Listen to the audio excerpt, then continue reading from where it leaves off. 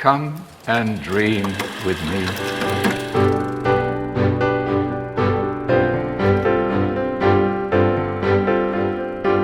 Hello, welcome to What Do You Want to Watch, the Explosion Network's premier media podcast. Every week we get together and talk about movies, TV, and online content. To help you answer the question, how crazy is it that Warner Brothers has allowed the rights to Akira to lapse?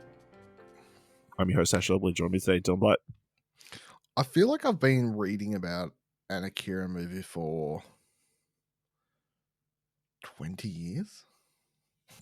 Yeah, so reading this Hollywood Report article, the rights were originally picked up by Warner Brothers in 2002. It's set with Blade filmmaker Stephen Norrington to direct an adaptation. So longer than 20 years. Yeah, just. Yeah. So that's, there we go. Yeah, so that fell through. It's probably for the best, you know what I mean? I mean, it is definitely for the best. I mean, let's see.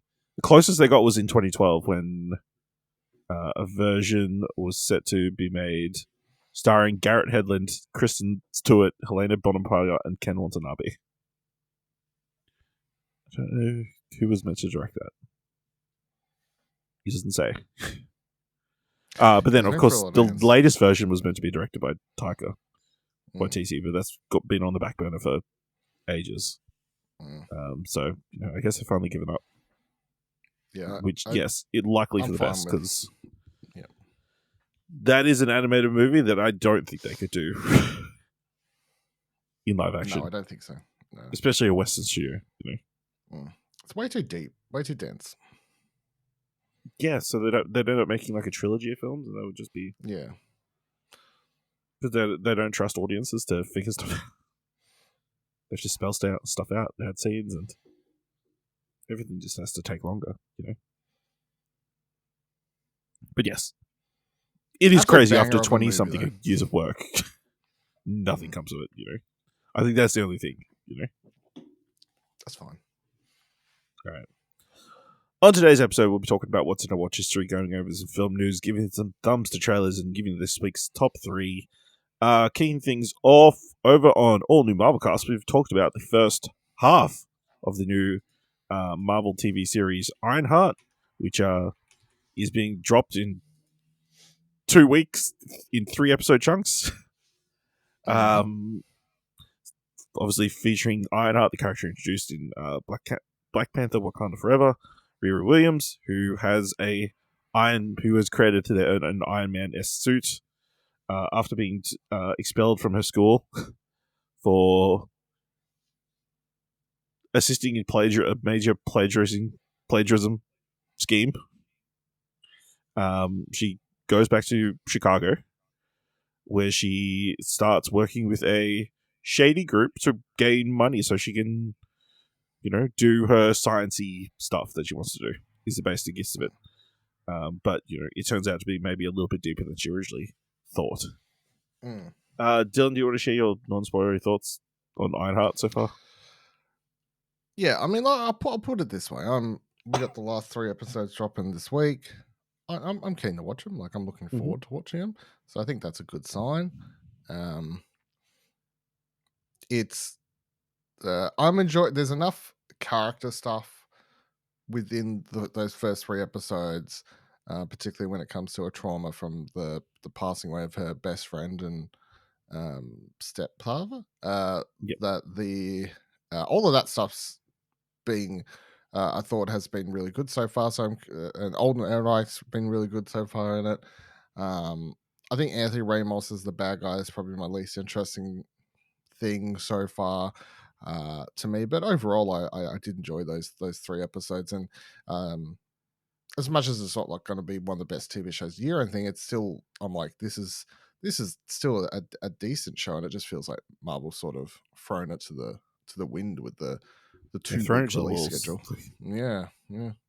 Even after they got Robert Downey Jr. to send a message to the actress, saying pass on the guard or whatever. Yeah, I thought it's fine.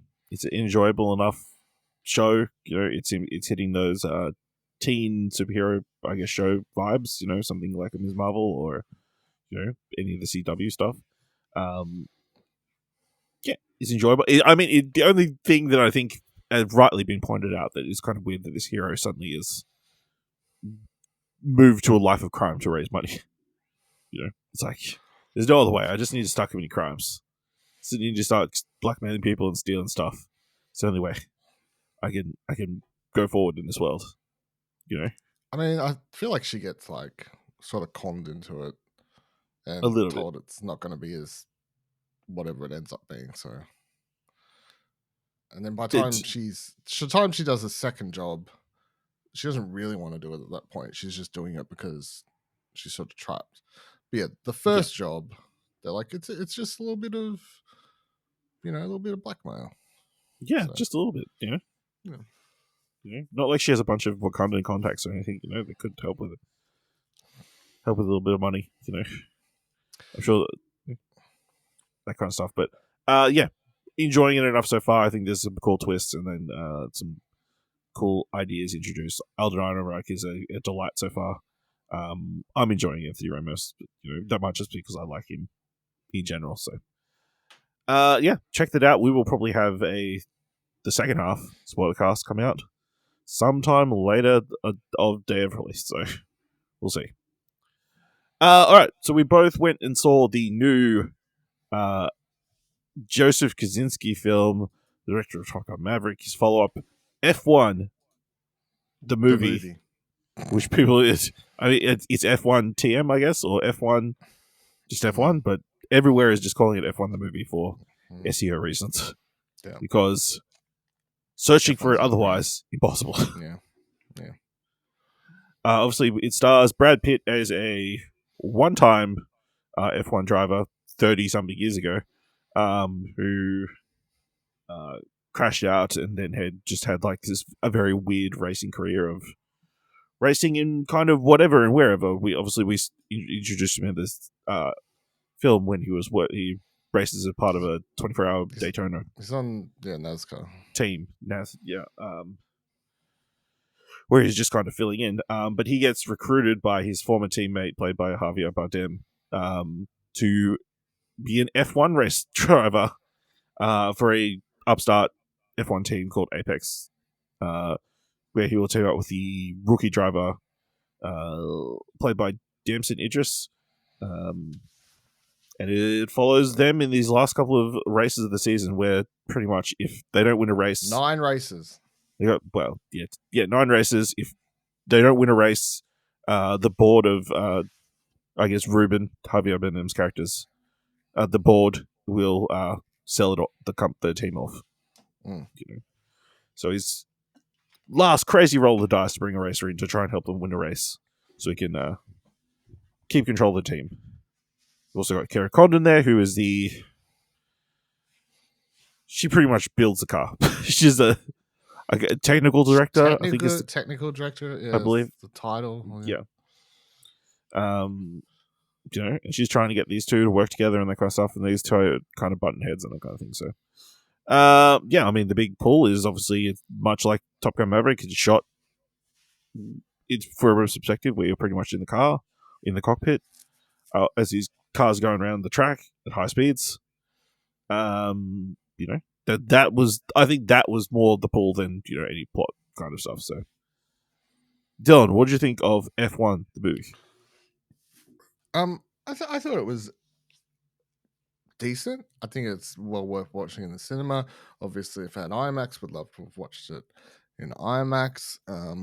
It's a big screen picture made for watching on the biggest screen with the biggest sound system that you can get your hands on. And I think it delivers in that regard when it comes to important stuff. I think all the racing stuff is fantastic. Obviously the camera angles they're able to put the actors in, getting Brad Pitt behind the wheel and stuff, and the untethered seemingly access that F1 gave them to doing this film, because it's sort of a promotion for the sport, is allows them to get a lot of shots and moments involving real races and on track things and whatever else that helps add a level of realism to it. And I do think that within the races themselves, as much as then I'll get your 2 cents on this because we we touched on it before you'd watched the movie. I do think that some of the stuff that they do to, I guess, elevate the tension and add more dramatic flair to the races themselves in a way that isn't really realistic, but also in a thing where I'm like, okay, but they're trying to make a big Hollywood blockbuster. You need some sort of you can't just do a normal race. Like it's got to have you got to have something. It's just it's not that type of No, yeah. movie. They definitely have to create a way in which a team that has been pretty much the backmarkers for the entire time is able to suddenly compete with the frontrunners when historically F1 is a sport in which everyone kind of has their position and then kind of stuck that way throughout the entire season. Yeah. So And they go about that. And so I Brad think that Pitt's adds character up. creates situations, Yeah. you know, throughout the film, which pushing boundaries a lot. It's been rubbing And, some you know, people the wrong way, apparently. Rubbing people the wrong way and will probably be frowned. You're unlikely to see his tactics used in actual F1. Yeah. But my problem with the movie sort of just lies, I guess, outside of that. I don't think any of the characters are particularly well written. I don't think that any of them go on particularly meaningful journeys throughout this whole film. By the end of it, I don't really know.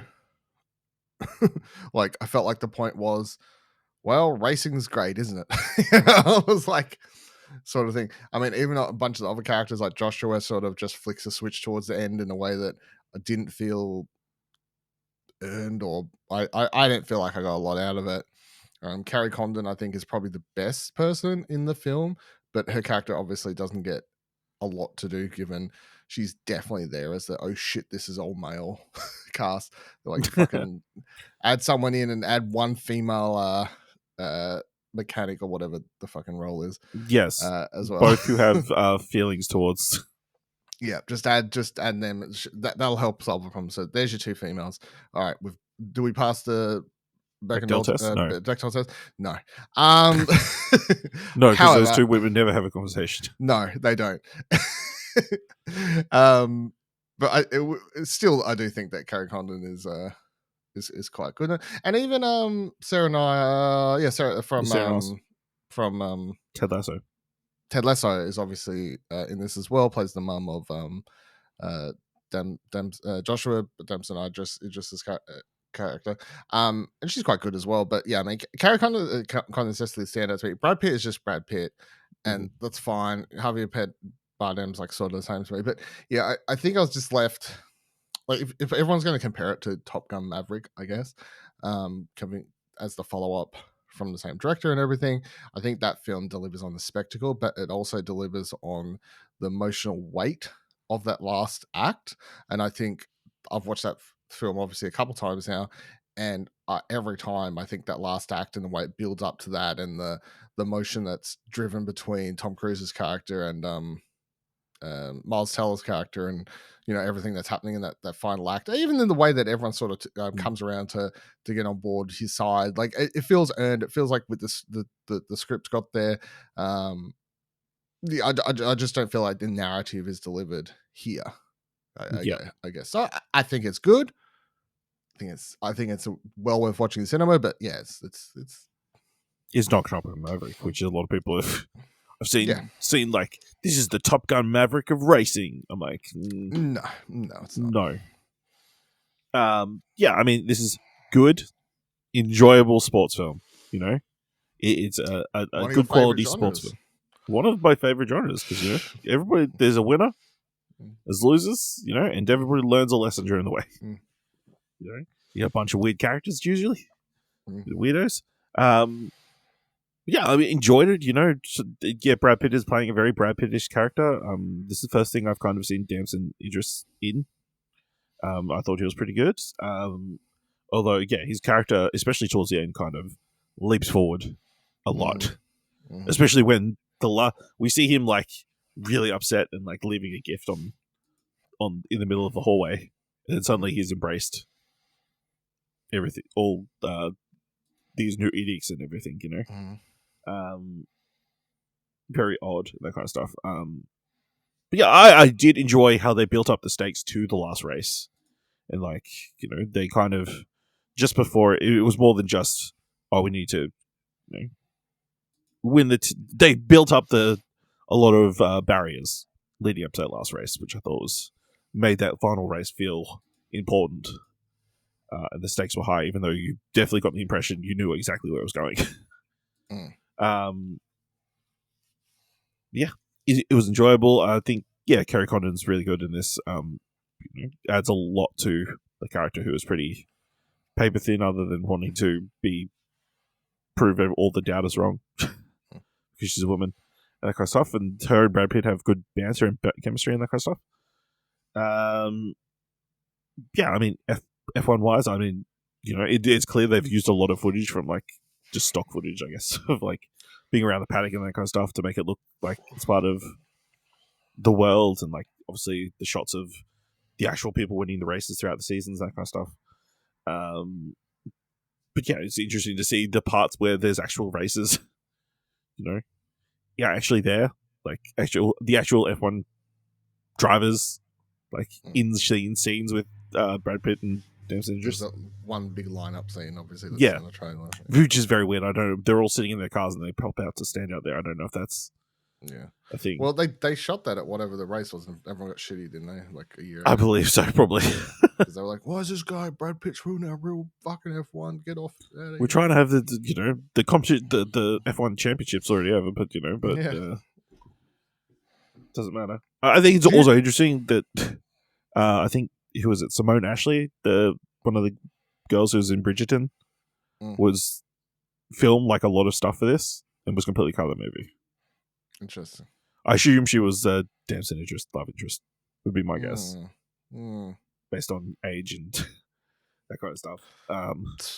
Too much of his character. Brad Pitt was like, get too much. I mean, the movie is 2.5 hours, so I mean, yeah, that's fair.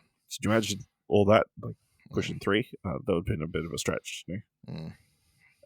Do you feel like I definitely felt like it was a heavy advertisement for what F1?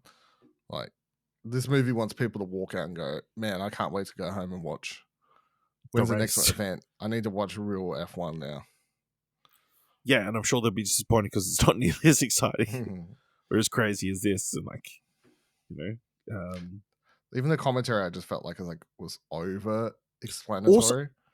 Yeah, maybe. But did you also feel like the commentary was kind of weird, like how they tuned it, like mixed it?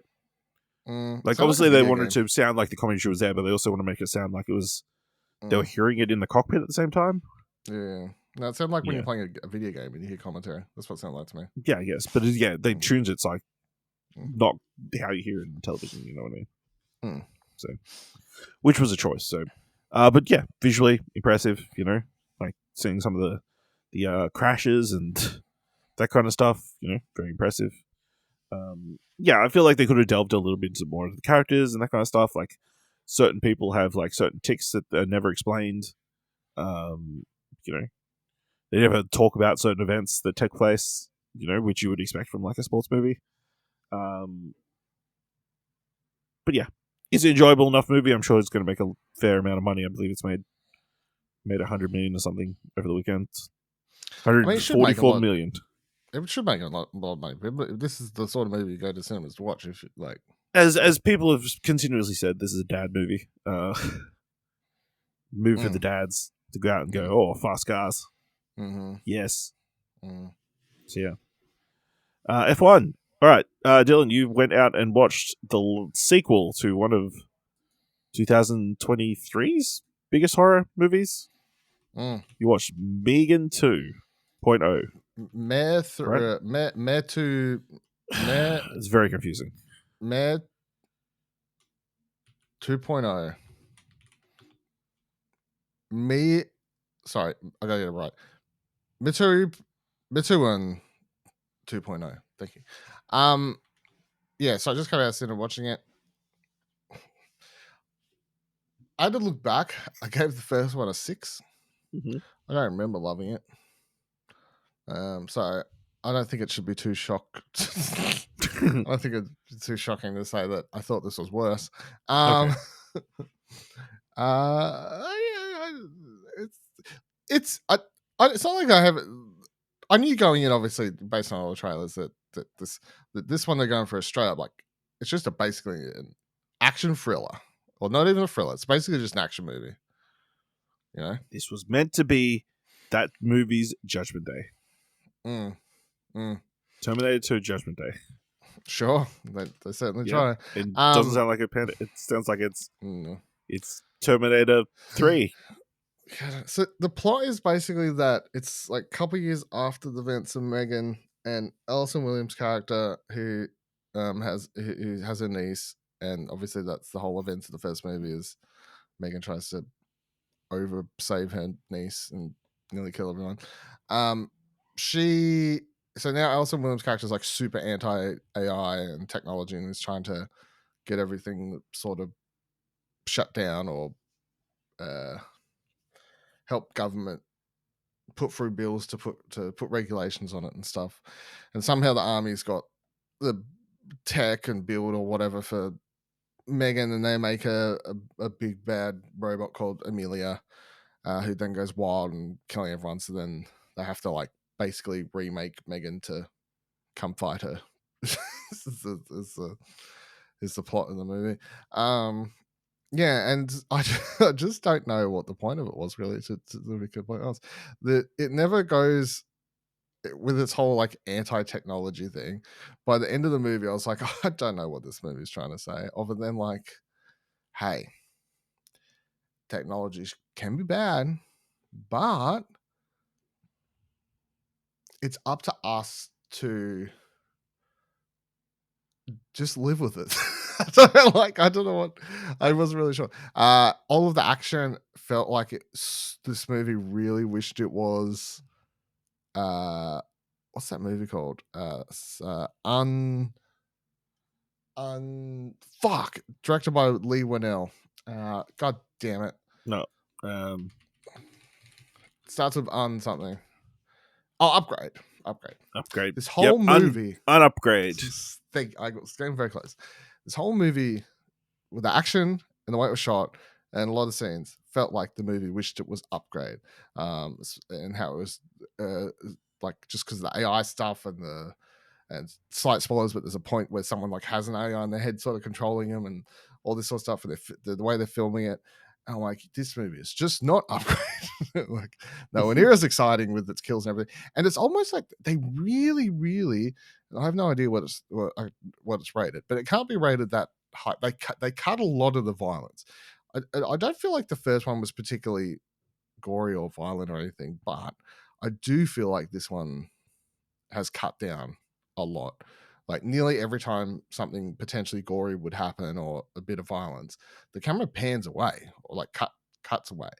So, you know, it's like someone gets their hand pulled. So like Amelia pulls the arm off someone, but right as she grabs the arm, camera cuts away. You see the other character's grimace, and then when they cut back to her, she's dragging the arm across the floor. But of course, the arm has like no blood in it or anything like that. So it's very like PG-13 version of violence. So I didn't think the movie was particularly funny. I could tell it really wished it was trying to be funny. A lot of the Megan stuff she has a lot of jokes and moments. Jermaine Clement's in the movie. He has a lot of jokes and stuff, especially when he's trying to like pick up Amelia during one scene as well. And yeah, I don't know. None of it worked for me. I may have checked my watch a couple times, or my phone. No, my watch. Yeah. I'm not even being figurative. I did actually check a real watch twice during the movie, and that's never a good sign. So yeah, it failed to grab my attention from start to finish, and yeah, not recommended. Not good. All right. I've binge watched the latest season of The Bear, season 4. Sorry, is it pronounced The Bear? I missed it's that. It's an old bit. Right, okay. It still goes The Bears, Okay. which is because it's in Chicago and that's how they speak. Yeah, obviously people know the much acclaimed TV series, the much acclaimed comedy, Bear. set in a restaurant around a bunch of restaurant workers. Obviously, the third season was a bit maligned. It tonally was a little bit different and maybe a little bit slower paced and a little bit, I don't know, going into their own hype a little bit. Season 4, I feel like they heard some of the criticism, but they also continue to have their own vision of Christopher Storer, the creator of the show, had their own vision and idea of where the story is going and progressing. And I was on board. I had a good time. I enjoyed all the episodes. I think there are a lot of funny moments. I think this season is going to be more enjoyable for people because it is there's a lot more growth in the characters. Whereas last season, it was very much about Kami, the Jeremy Allen White character, kind of being in this rut and not really knowing how to move forward past this certain points in his life and that kind of stuff. And that kind of like held everything kind of back. I mean, he was the main. I guess he was kind of weirdly the main antagonist of the show, which you don't really want for your main protagonist. But this season sees like kind of everybody get their moment to shine and that kind of stuff. You know, there's reconciliations and people getting their moments in the spotlights, and you know, just the team getting better and faster and that kind of stuff. But there's also the added tension of Uncle Jimmy has come in at the start of the season and said, "Listen, we've only got 2 months of funding left before I'm going to shut everything down. So you need to hurry up and start getting into the black. Otherwise, 2 months, we're going to shut the place down." So there's this kind of clock running across the series that you don't really feel, but it's just like Jimmy has actually put an actual clock for 2 months somewhere in the like a countdown. You know, because props have been proven to be very effective. Yeah, I've really enjoyed it. There's one of the episodes is like a spiritual successor to Forks, which is really enjoyable. You remember Forks? Fishes. I mean, yeah, yes. you know, there is a wedding where everybody comes together. A lot of the same sort of characters and that kind of stuff. There isn't as much Drama stunt casting as I felt there was last season. Okay. Like, I don't know if you heard. People hated the stunt casting last season, is what I got. Well, I mean, it jumped the shark when John Cena showed up as one of the Fat Brothers. Right, okay, I didn't. Yeah, okay. You know, so Okay. that was a bit rough. But there's still a lot of notable people. Like Rob Reiner comes in and plays a mentor to one of the Abraham, who's like running the beef window, which is the only which for a long time is the only part of the restaurant that's actually making money. And that their running thing throughout the season is very amusing and that kind of stuff. But then, yeah, a lot of other characters come back, including Jennifer. No, it's not. From Halloween. Jamie Lee Curtis as the mother comes back a lot. So sorry, I just couldn't the name. There's a lot of lettered words. You know? Yeah. Small time actress. It's fine. Yeah, that has done a lot. It's all good. Yeah. But yeah, I thought it was really a fantastic season. Very interesting. It leaves in a very interesting spot because a lot of people theorized this was going to be the final season, and it definitely leaves in a spot that would be soul crushing if it is the final season of the show. Like, no, we ended here. They would announce like last season. Yeah, well, yeah, I'd assume so. They would have done promotion wise, but I don't think they've been greenlit for a 5th season, is what I'm hearing. We'll see. So, but yeah, you know, I mean, it's just very much the same show. It's got these very obscure music tracks, you know, and there's lots of montages of them doing stuff over the top of indie sounding music, you know. So, if that's your vibe, check out The Bear, you know.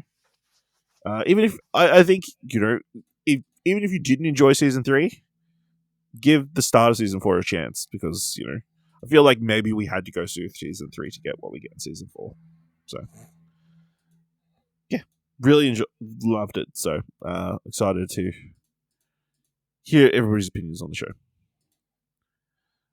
Let's move into the mandatory Netflix segment of the show.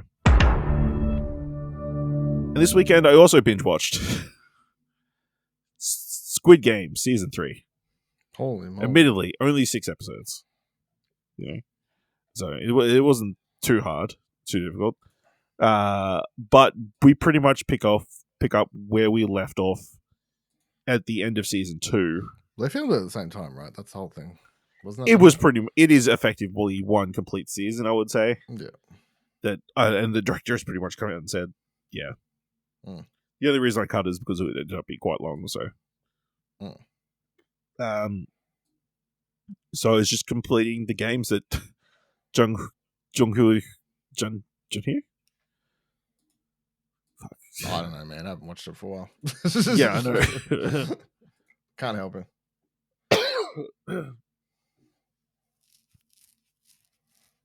Yeah.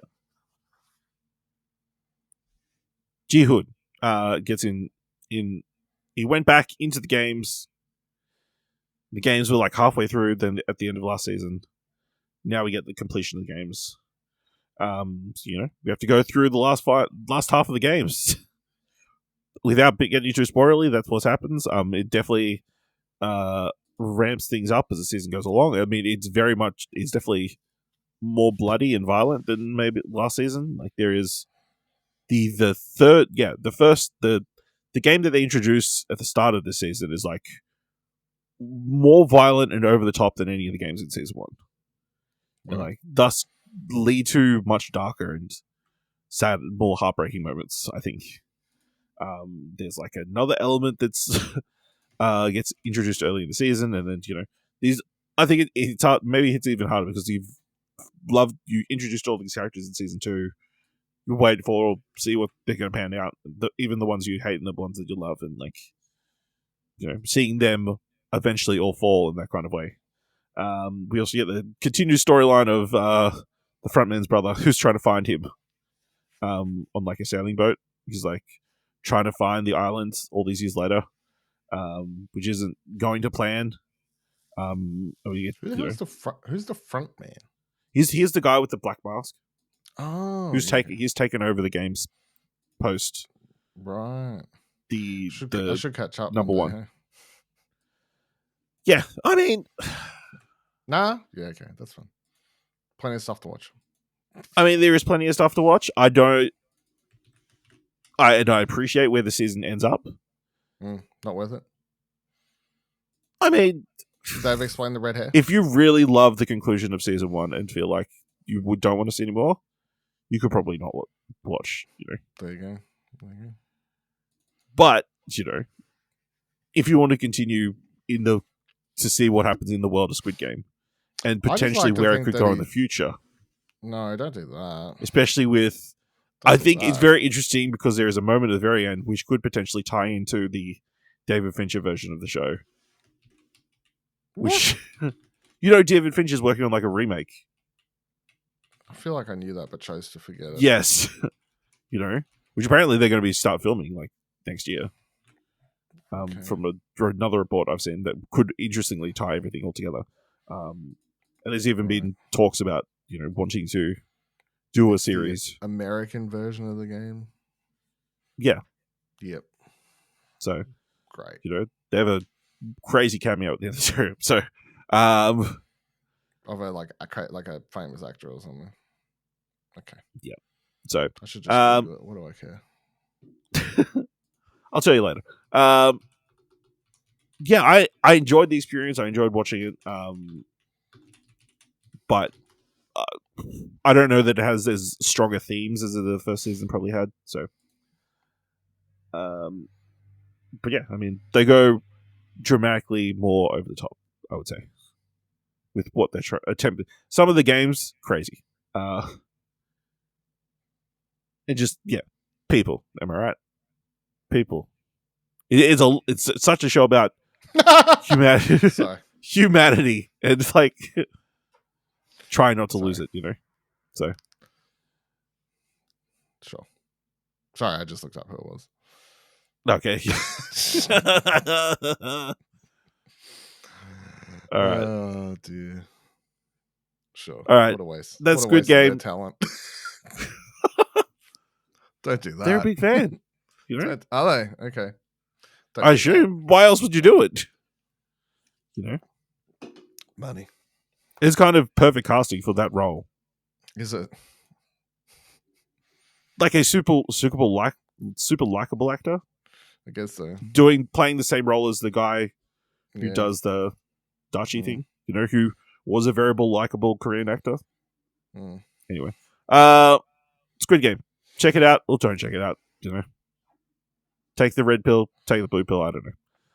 Dylan, you watched a bunch of documentaries. Let's talk about Grenfell Uncovered. Yeah, this is one I said I started watching last time. Yes, Last time we you recorded. finished watching. Finished watching it. It was a very sad documentary about this.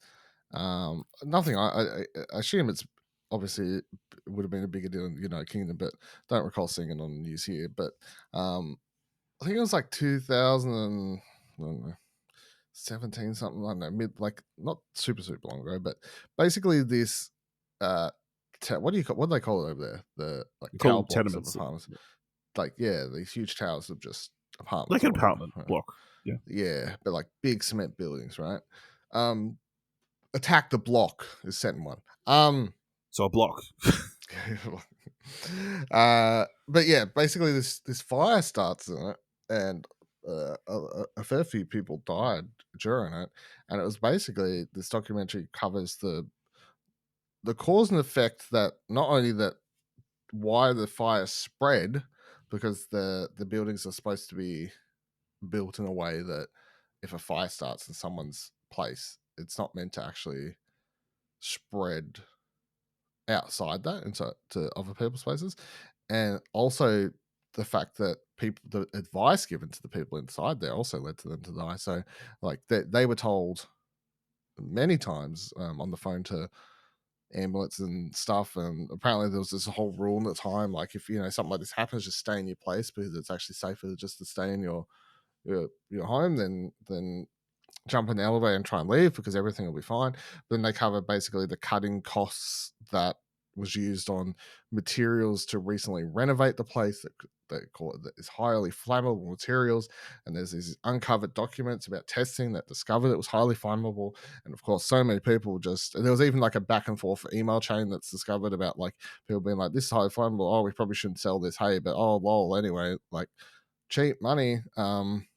So all these different sorts of people that are involved. Then you get into the back end documentary covers like the political post event of people trying to get answers for what happened to their they've lost family members and friends, and they're marching for results, and it takes them ages, and politicians are fucking around forever, and there's a whole inquiry, and that takes forever to get anywhere. And by the end of the day, people like this has so many people to put the blame. No one really knows what to, like, this person did it, but then that person signed off on it, and then they're the people that did it. You know what I mean? It's just a never-ending chain of events like that. But yeah, no, worth watching. Definitely worth watching. But yeah, definitely a sad one because you're like I mean, fires are. I think also just like it's not super unrelatable as an Australian because we see so many like fires here, not to like in different environments, but like I think there's also part of that. That's Absolutely. Definitely one I want to check out. Then you also caught up on a couple of the other Trainwreck documentaries that have just released. Talk to me about Mayor of Mayhem. Yeah, didn't know anything about this guy. So yes, he was. It's about the former mayor of Toronto, right?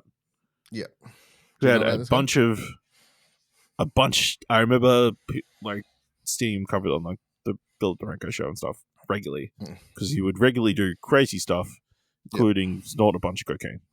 Yeah, so he got elected basically because he was following in the footsteps of Trump. Be sort of outspoken. That makes you consider more like an everyman, relatable sort of thing. So he gets in office for that, and he's making all these promises and whatnot. But then yeah, his big claim to fame, and or I guess what the big moment is when this video gets found of him doing drugs, basically, and it goes around the internet for ages. And of course, he's like, "It's fake. It's doctor. Show me the video." And then it's real, and it takes a while to eventually then does press release. He's like, "Look, I had a binger." Like it's not a thing that yeah. So it just sort of covers his. It's not even like it's barely an hour. I think it sort of just covers the very, I guess, quick and sharp rise and fall of this guy. He passed away. I don't know, like towards the end of his time in office, I guess. Anyway, so Probably at the very end. Yeah, that would make sense. Wouldn't it? That would make sense. Yeah, yeah. So I mean, it was okay. Wasn't anything mind blowing, but yeah, interesting character. Do you know anything about him before? No, I don't think. No, Maybe okay. I've seen clips. I don't recall seeing anything. Yeah. Though, to be honest. Yeah. All right. Then you also watched Trainwreck: The Astroworld Tragedy. Yeah, this one I thought was interesting because it's well, this I one assume you knew something about this one, right? Yeah, I knew about this one. But I guess the only thing I'd say for this is that I don't feel like the movie does a good job of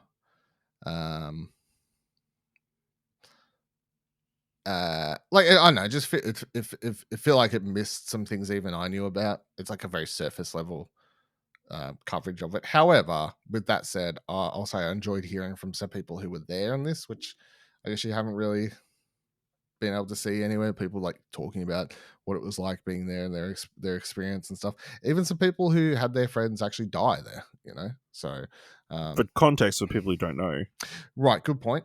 So context, Astroworld is it cancelled now? I can't remember.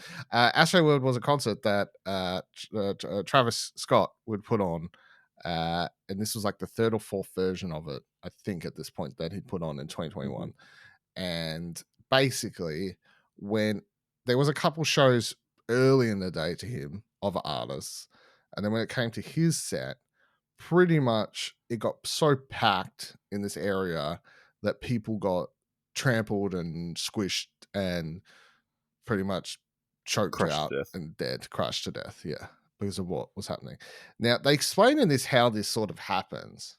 Well, there's many things that lead to it happening, I guess, but the main thing is that when they designed it, they have so everyone's over at like stage 2, and then as they walk towards where Travis is going to be, stage 2, they didn't think that everyone's just going to walk into the first opening to a place. So everyone like floods in straight to this side.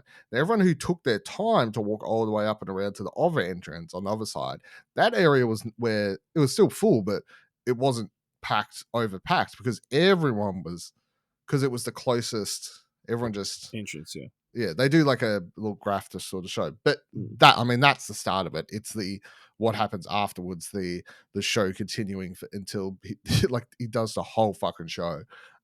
It's the why didn't anyone ever stop the show? It's the interviews of people who became aware of it, producers there from the company, I can't remember the name of it, but the people who do his live shows, and apparently most live shows for American artists, why they heard about it and still didn't do anything, and all these other factors. So yeah, it is a tragedy, as it's rightfully called, because like how the hell that something like that can really happen in this day and age is shocking, to be real.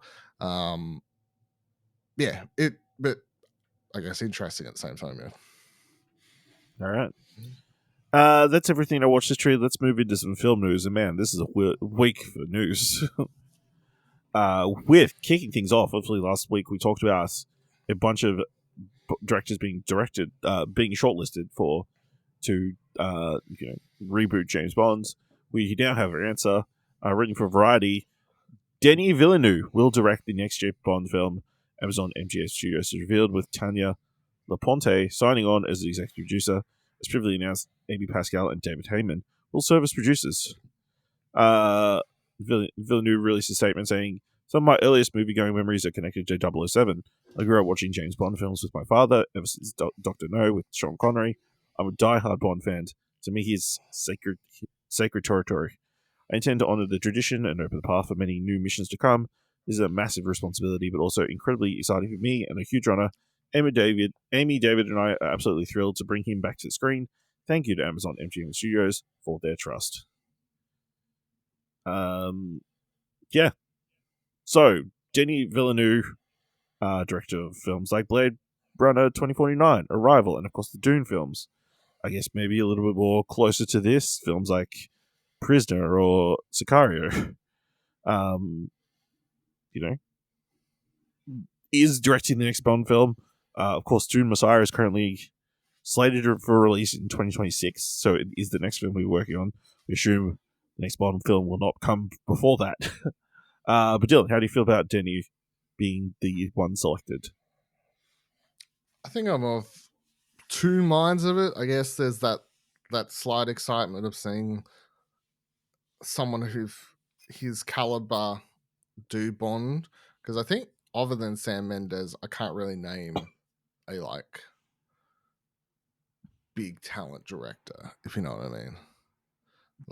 Yeah, someone's name who you're like, no. You would go, oh, he's a top 10 director working right now. Yeah, that there's no one of the caliber. I think Sam Mendes was the closest we ever got to. Oh, that'll be exciting to an acclaimed Sam director. Mendes, to do the project. But then, of course, there's the other side of, and maybe the fact is that he doesn't want to go back to it. But there is, of course, the side of, my dude's been making 3 Doom movies, then he's going to make a 007. Can you make another Prisoners? Or, you know what I mean? Does that, or, can we do that? But maybe he doesn't want to go back to that stuff. Maybe he's happy working these big franchises. So, yeah, because it literally, I mean, if you count Blade Runner, it's just been doing big movies based on other things for big IP movies for a while now, and apparently he's very comfortable there. So maybe we're never getting back to original projects. I mean, these are, I would say, all dream projects that he's been working on, though. He's always wanted to make a Dune movie, and now he's going to make a Bond. Movie. Yeah, it's hard to say no, I guess. Hard to say never, Dr. No, yeah. Never say never. Yeah, I mean, very exciting. To see, like you said, a director of this caliber, especially one who loves doing practical effects and loves big scale stuff, at least of recently, tackling a Bond film sounds very exciting. What has not been as exciting is the shortlist has been released of actors that the MGM want, or Amazon MGM want. No, I'm okay with 2 of them. Harris Dickinson, Jacob Elordi, and Tom Holland. No. I think I'm okay with the world as a whole can say, no, Tom Holland, please. Yeah. We do not want our Spider-Man also being James Bond, at the very least. I'm down with an Australian playing Bond again, you know what I mean? We only got one shot. He's just too tall, man. Maybe. But I feel like I feel like Harris Dickinson as well. I can see both those people as Bond. Slightly different Bonds, but but definitely not Tom Holland. No. I think it is interesting that they're aiming for an under 30 kind of actor that they want. They're trying to do that IO interactive script. Maybe, remake that, so or they want them for a long period of time. Long time is the presumption, I guess, yeah. Which is crazy because obviously I don't think Daniel Craig was that young when he started doing Bond. No. You'd have to be.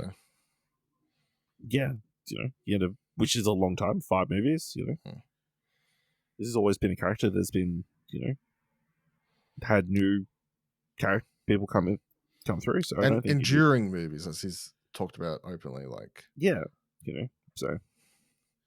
I guess we'll stay tuned for future developments. Apparently they're not officially going to lock in the casting until they lock in the writer, is what the word on the street is. That makes 100% sense. Why can't lock in other people if you don't have a apparently script? They're going to lock it. Yeah, apparently they're going to lock in the writer next. Then they'll lock in the cast. Apparently Denis has no say in any of this though, which also makes sense. Apparently it's all, I guess, Amy Pascal and David. Yeah, he has to have trust in them to do their part of the job, So I guess he'll have some sort of say into the script, but Yeah, well, yeah. So he'll get to have his touch on or whatever. But Yeah. this isn't his project at the end of the day. Yeah, absolutely. So, what do you think? 2027, 2028? 2028. Yeah, probably. All right, next story. So over the weekend, there was an event held in Southern California called Fuel Fest, where Vin Diesel appeared to surprise the crowd and make an major announcement about the future of the Fast and Furious franchise. It's about family, baby. He confirmed that the next film in this the final film of the franchise, will come out April 2027, and confirmed 3 things about it. Because apparently he was in a room with Universal and like, hey, Vin, what can we do to make the next movie come out in April 2027? He needs to have 3 things. 1, needs to be shot in Los Angeles. Needs to be set in Los Angeles. 2, it needs to return to car culture and street racing. And crazily, number 3 is Dom will reunite with Brian O'Connor. Dylan is a Fast and Furious fan, host of It's About Family, one of the best Fast and Furious podcasts out there. I think it is the best Fast and Furious podcast out there. Probably. I've seen nothing to prove it wrong. I take everything he says as Vin Diesel's just talking out of his ass. You know what I mean? Yeah. I don't. You don't see how the last movie they made can tie into the next movie they make with these changes. No. Dylan, the last movie ended on a crazy cliffhanger. Yeah, with a flood about to hit him. So in my mind, the only way this movie that he says is going to be the final movie comes about is if it is all a dream that he's imagining before he gets hit by that wave of water and he dies. Mm-hmm. See, which I would be on board for if we're going that way. Why not? When I saw this the other day, I was like, is it that it's not actually Fast X Part 2, but they're now going, this is Fast 11. Because I just don't know how, I'm just very confused about how we get from Fast X to what the fuck he's talking about. What he wants. Yeah. Also, unless they make another movie in between. Yeah. I'm also very, very, very shocked. What year? 2027? Yes. That is 4 years after X. That is a very long time between Fast movies. Yeah. They usually don't have that long between these. But it didn't do as financially well, right? And then there were the allegations against Vin Diesel, so... Yeah, but I still... so... that kind of all adds... It's kind of weird that they started doing a part 1 without a part 2 completely in the can or planned out, But yeah, how do you think he's going to bring Brian O'Connor back in his mind?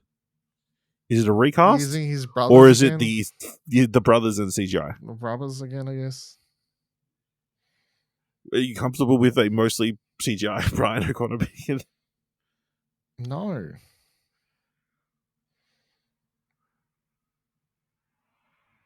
No. What else you want me to say?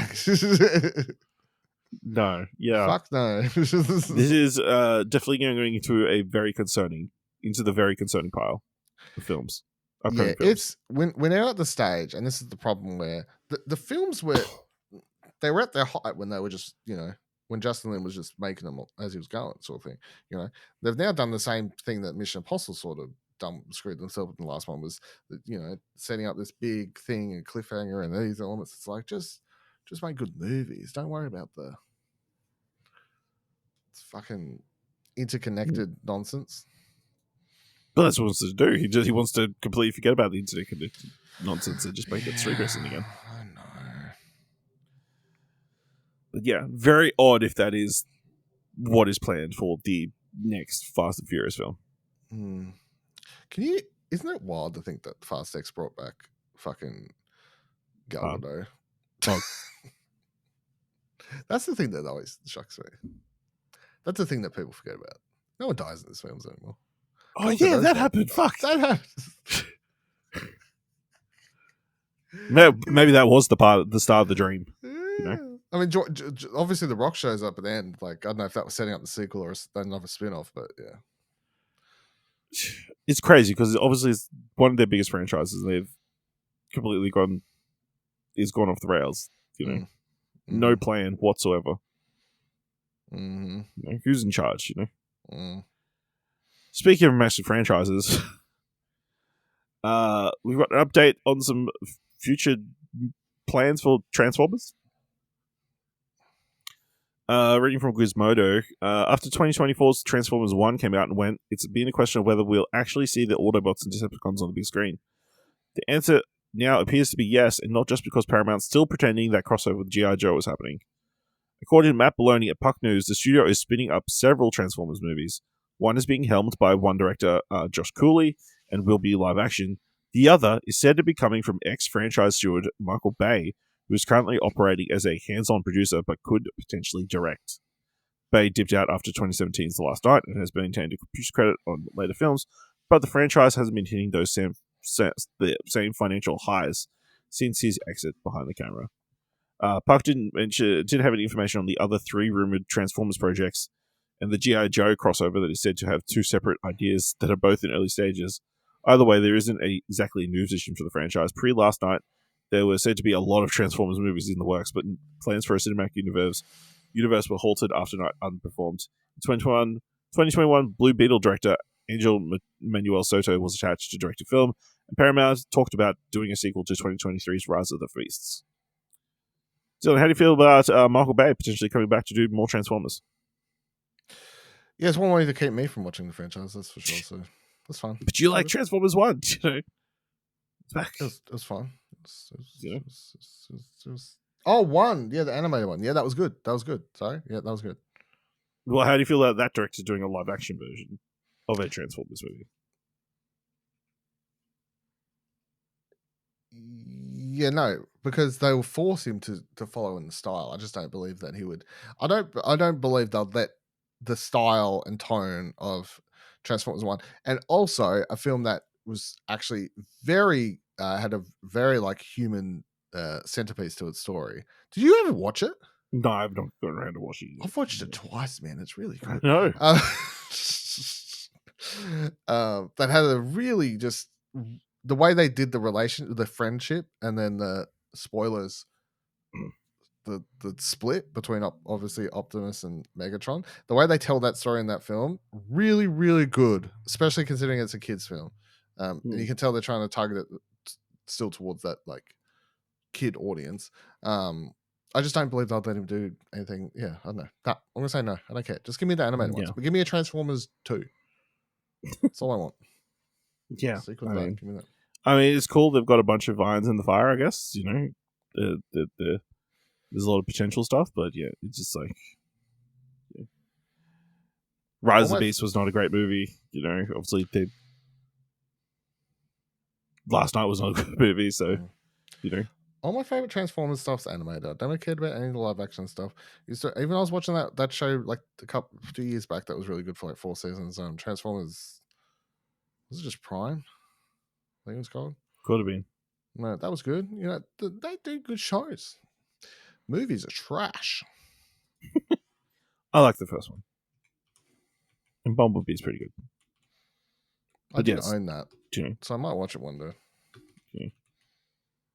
And I don't think any Transformers movie will ever again make the type of money that the original films made, just because of the way the movie industry is now in the market. I don't think you can expect them to make a Transformers movie to make $1 billion now.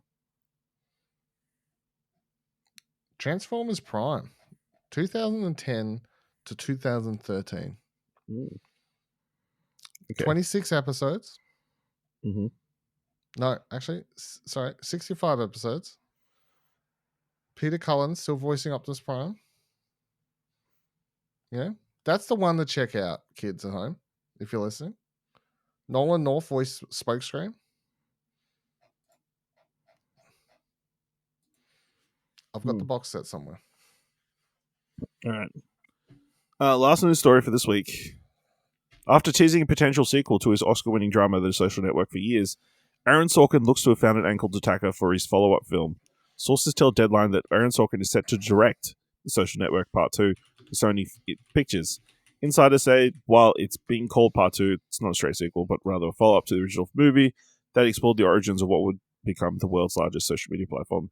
The new film project is in development with Todd Black, Peter Rice, Sorkin, and Stuart Besser producing. Sorkin's original screenplay for the new movie explores the story behind the Wall Street Journal's The Facebook Files by Jeff Horowitz, an explosive series of articles published in October 2021 that expose the inner workings of and multiple harms caused by the world's largest social media network.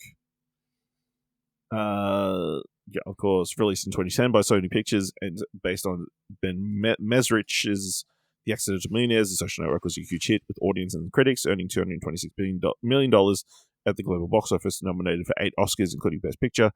The film won 3, including Sorkin for Best Adapted Screenplay. Since its release, Sorkin has noted on several occasions he's interested in doing a follow-up, but couldn't find the right angle. Following the events of September 6, 2021, when the Capitol was attacked, Sorkin found new inspiration laying in an interview last year that he believed Facebook played a part in. Sources stress that the film is not a January 6th movie and will not focus just on the 2020 election, but also Facebook's effect on teens, preteens, violence in countries outside of the US. Although the original picture was directed by David Fincher, Sorkin will take on directing duties for his pick, having sharpened his skills. Since the original Social Network came out, his recent directing credits include Molly's Game, The Trial of Chicago 7, and Being the Ricardos. No production date has been set, but sources say the various deals closed. Sorkin will now focus on finding his ensemble. One can expect every agent in town moving fast to get these rising stars in front of Sorkin for the highly coveted parts, given that the original did give what the original did for actors, including Jesse Eisenberg and Andrew Garfield. Speaking of Eisenberg, who won an Oscar for nomination for his for playing Facebook founder Mark Zuckerberg, is unknown how big of a role he will have in the story and whether Sorkin has been in touch for him to reprise the part. Dylan, what do you think of Sorkin retackling Facebook? Yeah, I don't like it. I think leave The Social Network alone. I'm not against, like, I get the type. I feel like I understand the type of movie he wants to make about like social media and how it affects the world these days, and events like January 26th, obviously. But I just feel like this context as doing it as a social network is the bad package for this subject, because I don't feel like seeing it from that angle, or even trying to have Mark Zuckerberg as the main character in that story is at all the way to do that story. And also, Social Network wasn't really about Facebook. It was a story of Mark Zuckerberg. Yeah, it was a story about the people, right?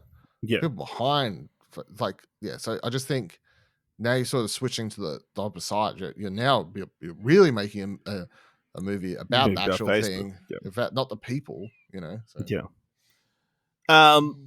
Like, I'm fine with it, and I feel like it being positioned as a Social Network follow-up is... It's just a marketing fucking... It's a marketing thing and a reason it will get made. Give it a leg up into, IP ownership and all that kind of stuff. He'll get signed off because of the... So, I mean, I'm sure he could have made it and not call it Social Network Part 2, and there's a potential it may not come out as the Social Network Part 2. But, I like Sorkin, I like his scripts, so do you like he wants to retackle this, I don't think he has not got the best directing record. I mean, he's solid enough, but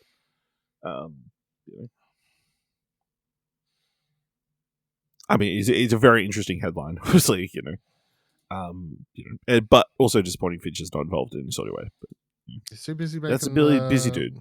Just get those Mindhunter movies made. Yeah, Once Upon a Time in Hollywood, Brad Pitt thing. The Cliff Booth event. The Adventures of Cliff Booth, I think, is what's going to be called. Yeah, so. All right, let's talk about some trailers in the Thumbs for Trailers. Of course, you can find all the trailers we're about to talk about in the show notes below.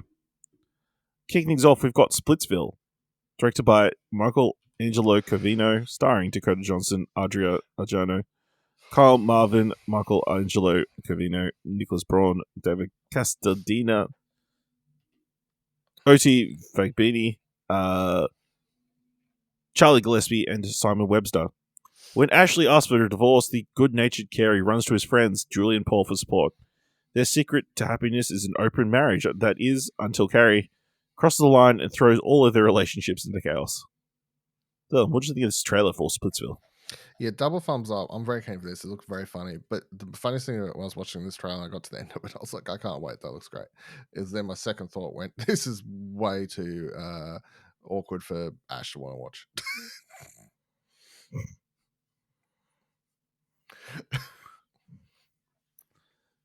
Yeah, two thumbs from me. I don't think it was that, well, it was pretty awkward. Yeah.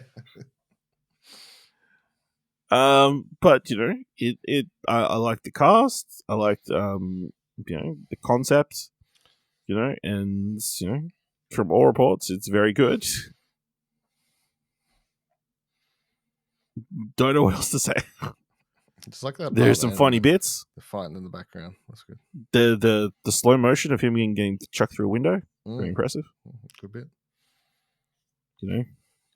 And I enjoyed that the description was actually literal. He did run to his friends. Mm-hmm. Just roll diving. Dakota Johnson's got a theme for her movies this year. Yeah. Oh. Splitsville is coming to Australian cinemas on the 11th of September. I believe it's coming earlier in the US. Let's have a look. Who cares? We have American listeners. Don't. Coming to the US on the 22nd of August. So we're getting a month later. They'll cause me the Splitsville. Next trailer is for Monster Island, directed by Mike Willard and starring Dean Fukuoka and Callum Woodhouse. Based on Malay folklore and drawing inspiration from creature from the Black Lagoon, this creature feature is set in World War II. A Japanese ship transporting prisoners of war to occupied territories for slave labor. After being torpedoed by Allied submarines, a Japanese soldier and a British prisoner of war are stranded on a deserted island and soon discover they're being hunted by a ferocious mythological creature, the Orang Icon. Both soldier and prisoner of war realize they must work together to survive the unknown, despite their differences. Then what did you think of the trailer for Monster Island? Yeah, I'm going double thumbs up. I'm pretty keen for this. I think it looks really good. I like the creature, the Black Lagoon vibes. I like the practical effects and stuff. And then housing it all is this backed World War II. Two sides on an island together, sort of thing that we've got. So two enemies having to overcome. Two enemies having to overcome. Yeah, it's like sort of a classic thing, but it's not definitely not something I feel like I've seen for a little while. It's as stereotypical as it can be at times. But no, I'm keen for this. I think it looks good. I'll give one down. I think it looks like interesting concepts and all that kind of stuff. My major complaint, it's just too dark. That's your TV. The nighttime stuff is just too dark. I'm watching on my laptop, That's your laptop. Brightness all the way up, No HDR. Anything could be happening. I don't know. So dark. Yeah. Lagoon monsters come out during the day as well. It's fine. Don't have to know. They don't? They're nocturnal? I think they're nocturnal, yeah. Okay, my bad then. It's only Swamp Thing you're thinking of. Oh, okay. Yeah, he comes out in the day. Yeah, he's chill. It's different, yeah. Monster Island is coming to Shudder on the 25th of July. Next trailer is for Washington Black, created by Selwyn Sifu Hines, starring Ernest Kingsley Jr., Robert Graves, Iola Evans, Edward Blumell, Sharon Duncan Brewster, Eddie Karanja, Tom Ellis, and Sterling K. Brown. Based on the best-selling novel of the same name, Washington Black follows the 19th century odyssey of George Washington Wash Black, an 11-year-old boy born on a Barbados sugar plantation, whose prodigious scientific mind sets him on a path of unexpected destiny, where a harrowing incident involving Wash forces Wash to flee. He is thrust into a globe-spanning adventure that challenges and reshapes his understanding of family, freedom, and love as he navigates uncharted waters and impossible odds. Wash finds the courage to imagine a future beyond the confines of the society he was born into. Dylan, what do you think of the trailer for Washington Black? Yeah, double thumbs up. Really good cast, interesting story and setup, and it doesn't. It like what's the? It doesn't feel like it's falling too much into the stereotypical thing of black man slavery movies. Like if that's a genre that sometimes I feel like we have of, that just this one seems a bit more hopeful. I guess is the direction I was saying. Didn't seem to be ticking a lot of the same boxes. So, yeah, double thumbs up. Yeah, I'll give it 2 thumbs up. It seems like a fun, like kind of adventure-esque TV show, obviously with a telling this immigrant story. Black people during that period of time. Also, they mentioned like the Underground Railroad and all this kind of stuff, and like also with this fun, fantastical element to it. So, yeah, I mean, it's a Disney project, so it seems like that kind of Disney family kind of fun, and the trailer kind of nails that. So, yeah, Washington Black is coming to Disney Plus on the 23rd of July. Next trailer is for Please Don't Feed the Children, directed by Destry Allen Spielberg, starring Michelle Dockery, Zoe Coletti, Andrew Liner, Dean Scott Valquez, Regan Aaliyah, Emma Meisel, Joshua Melnick, Vernon Davis, and Giancarlo Esposito. A group of orphans head south in search of a new life after the country's adult population is wiped out from a viral outbreak. Soon they discover a dangerous secret from a deranged woman. Dylan, what do you think of the trailer for Please Don't Feed the Children? Yeah, okay. I thought it was a fun trial. I'm gonna go I'll go double thumbs up. It's sort of like obviously it's a cheaper made thriller with a seemingly one setting, and that doing what you can with the cast there, but it's also looks like a weird spin on what I guess a Hansel and Gretel type thing where she's cooking the children. I don't know. Something weird going on like that. I do find it very funny and very amusing. And, more power to it that Steven Spielberg's daughter is like her debut film's a Tubi original. Good for her. Starting from the bottom. Now we're here. Yeah. Spielberg started with cheap movies. So I'm glad it's not just, with hey, here's your first movie. Have a fucking $5 million, So. Yeah, I'll give it 2 thumbs up, but it seems pretty solid for what it is and what you're kind of expecting it to be, like a streaming horror movie or thriller. Interesting world where all these adults have been killed off by some sort of disease and they kind of blame it on children. Yeah, it seems like it'll be a solid time. Anytime you put children in terrible situations, usually ends up well.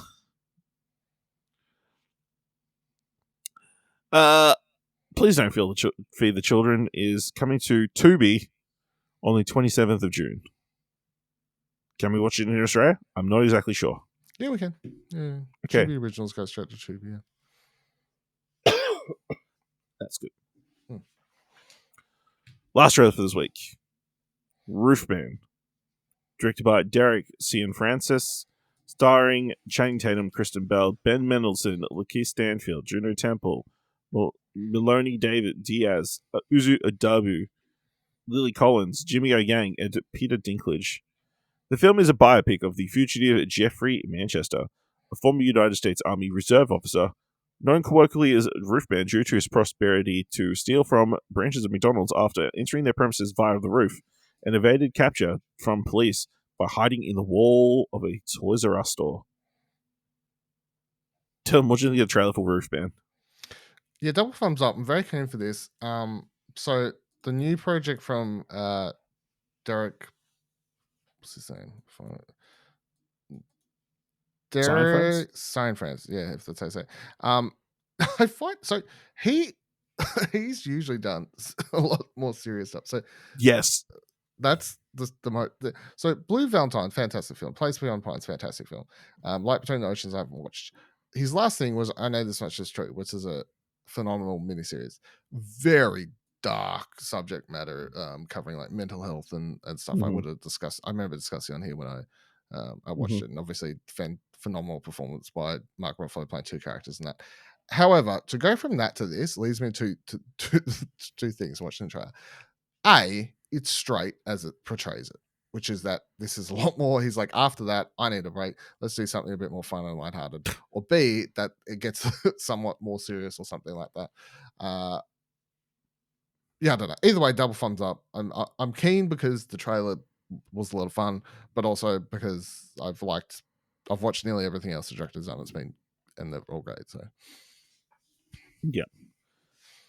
yeah, two thumbs up for me as well. Like it's on its own, it's like a really fantastic trailer, and obviously I feel like we talked about the concept on Would You Want to Invest at some point, because it is a crazy concept of a dude hiding in a Toys R Us. Very wild concept.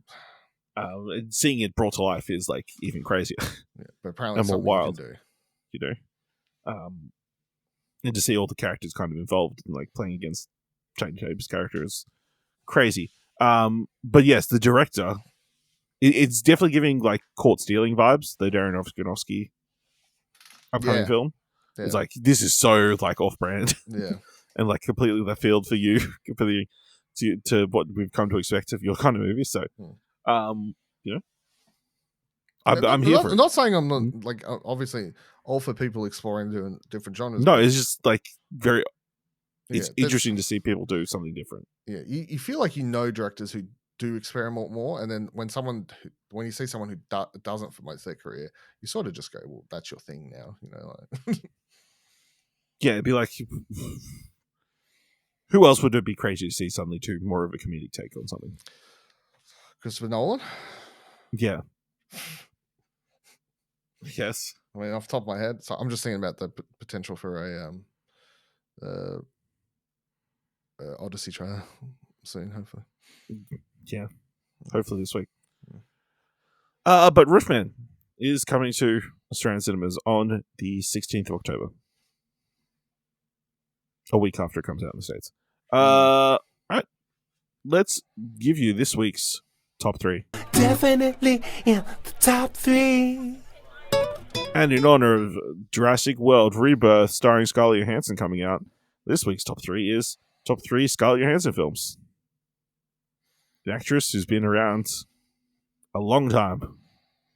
I am somewhat shocked that you didn't do, maybe because it'd be too hard, but we could have done top 3 dinosaur movies that aren't Jurassic Park. Yeah, that would have been tricky. Yeah, when the next one comes out. Okay. All right, my number 3. Yep. Okay. Ghost World. Okay. 2000s film. I remember watching this when I was in high school. Thought it was fantastic.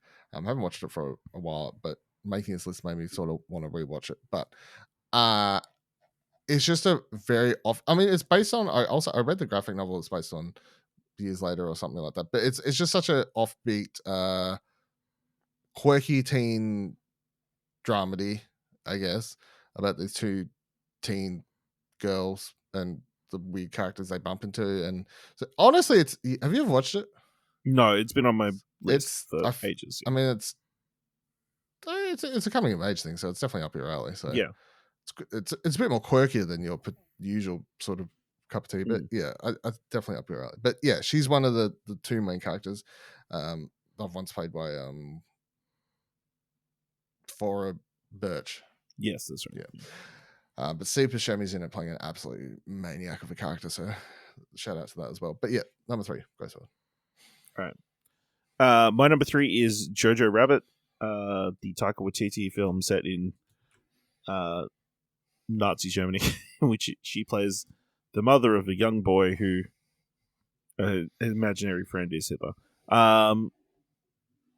Yeah, I mean, she's a perfect mothering figure. lovely person in a very dark time in history.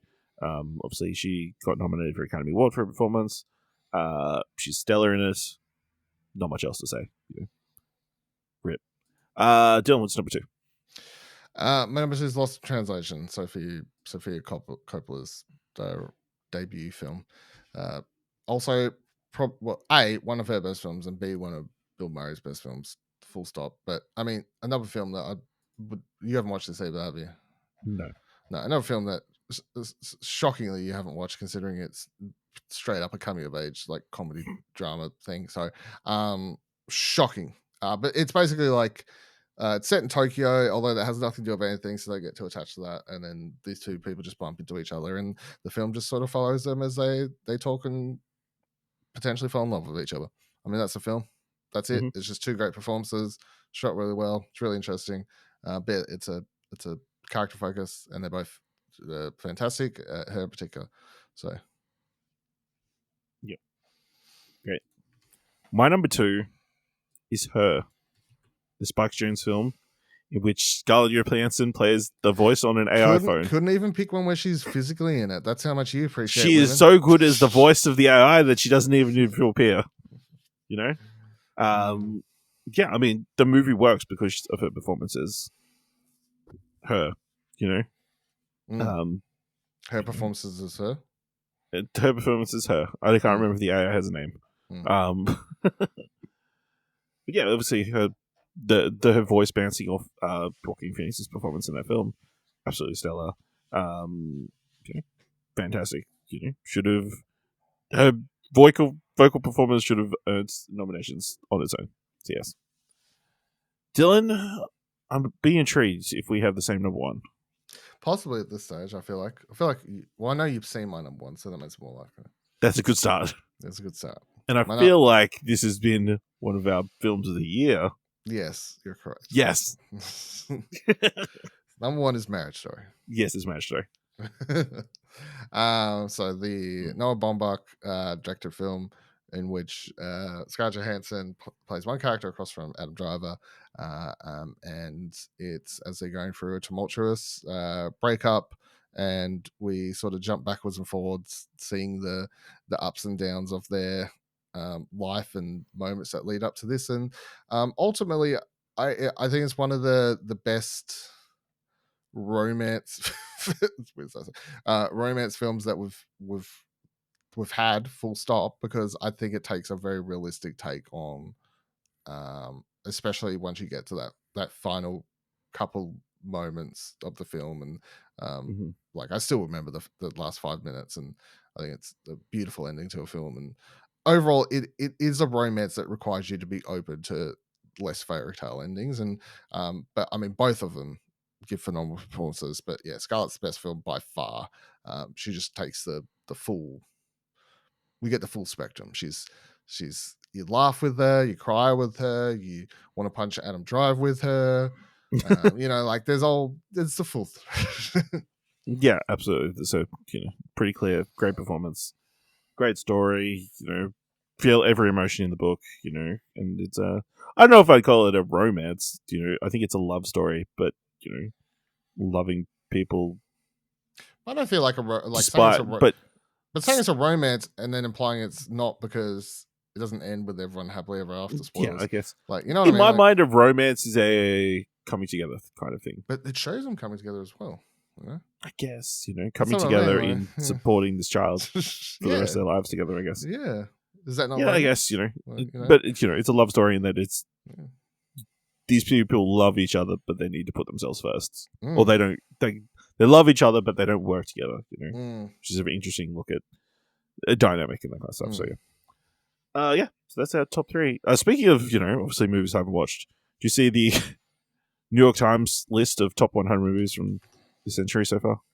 I've seen a lot of people posting about it, but I haven't actually looked at it. Okay, would it surprise you that I've watched 54 of those 100 movies? That would surprise me. I wonder how many I've watched then. We'll find out next week when you figure it out. Okay, I should look at that as what you're telling me. All right. But Dylan, this week, what do you want to watch? Well, this week I would like to watch Jurassic World Rebirth, which is the inspiration behind this week's top Top three. Top three. Yep. Yep. Outside of that, I guess TV front is just picking. I guess it's just picking Ironheart round 2. Yeah. Okay. I don't think is there anything else? So on the TV front, I am intrigued to see season 2 of The Sandman. Even though it's a little bit difficult to admit, given the issues around the creator. But I'm intrigued to see how they finish that story out. And then on the film front, I'm intrigued to watch The Old Guard 2, the sequel to the Charlize Theron How the fuck film where they're all immortals. You get to pick one thing. The rules are one TV show, one movie, and you. I did. You pick, and your movie pick is The Old Guard 2. Yeah, I'm very intrigued because I don't want to overlap more. And to highlight more movies, things for people to watch this week. I'm just trying to be realistic, man. You know what I mean? Like, I'm not trying. Mm-hmm. I'm not out here handing out freebies. All right. So what you want to watch this week by letting us know on Blue Sky at explosionnetwork.com or find us on other social media at Explosion Pod. If you want to help us out here at What Do You Want to Watch, leave us a review on our podcast or on Podchaser. Leave us 5 stars, and you can leave 5 stars or just tell people about the show. And if you've enjoyed this episode, thought is worth $1, head on over to our Ko page at explosionnetwork.com/support. Thank you very much for listening. Until next time, keep watching stuff, I guess.